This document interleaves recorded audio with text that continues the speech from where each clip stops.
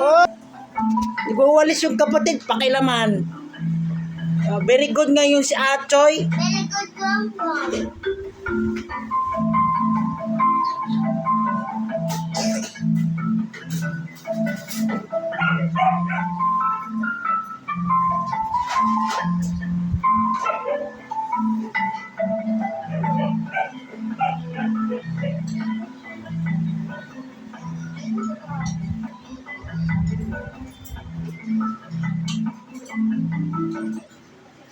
Na very good Achoy yo.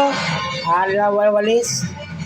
May pagbabaga na po sa daloy ng trapiko sa South Luzon Expressway dahil sa mga nag-uuwian. At ang sitwasyon sa SLEX sa lahing na pagtuto ni Danating Punto. Dano?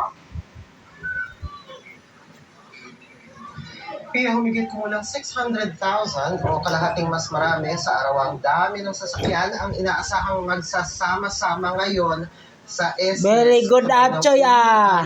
Mga Very good Achoy ah. Dito.